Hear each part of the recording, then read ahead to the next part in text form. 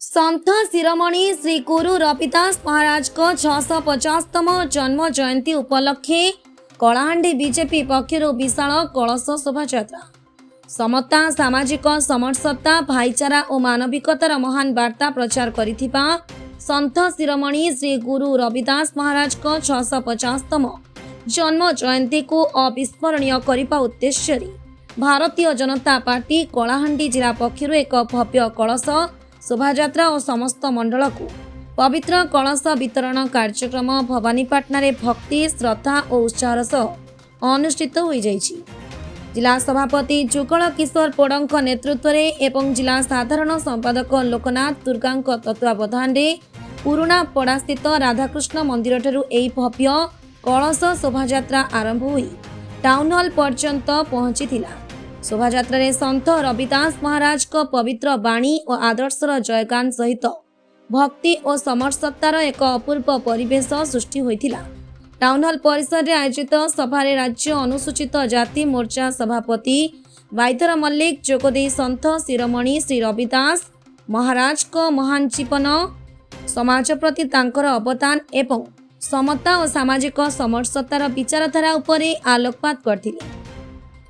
एही सभा राज्य उपसभापति भवेन्द्र पंडा, राज्य कार्यकारिणी सदस्या नमिता राणी साहू, जिला साधारण संपादक हिमांशु पंडा, जिला अनुसूचित जाति मोर्चा सभापति विष्णु नायक, राज्य अनुसूचित जाति मोर्चा साधारण संपादक मनिंजर आर्य,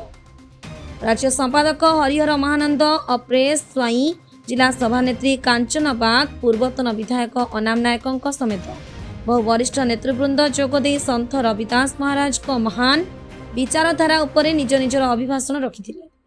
कार्यक्रम में जिलार प्रत्येक मंडलर सभापति और प्रभारी, जिला पद अधिकारी एवं समस्त मोर्चार जिला स्तरीय नेतृत्व उपस्थित रहिथिले। प्रथम आपन को धन्यवाद, नमस्कार। आज पूज्य गुरु माननीय पूजनीय गुरु संत श्री रविदास 650तम जन्म जयंती से गोटे महान संत तांकर वाराणसी तांकर जन्म एवं तांकर जन्म माटी पवित्र जन्म माटी माटी को आनिक राज्य रे पूजन हैला पर राज्य रे प्रत्येक जिले रे तांकर जन्म माटी पवित्र माटी आसला कलश आसला कलाहांडी जिला। आज कलाहांडी जिले रे भारतीय जनता पार्टी कलाहांडी जिला अनुसूचित जाति मोर्चा तरफ आज कलश बंधन कार्यक्रम प्रत्येक कलाहांडी जिले 41टा मंडल आज संत शिरोमणि रविदास 650तम जन्म जयंती अवसर में माटी पवित्र माटी आज प्रत्येक जिला को जीव एवं पूजन हम। आज मु धन्यवाद देवी भारत यशस्वी प्रधानमंत्री जो आह्वान क्रमे आज अनुसूचित जातिर संप्रदायर संत शिरोमणि रविदास से 1377 मसीह जन्म ग्रहण करते। आज 650तम जन्म जयंती आज से समाज पाई राष्ट्र पाई माटी पाई जो समाज जो वार्ता थिला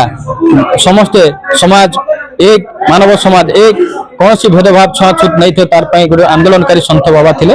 आज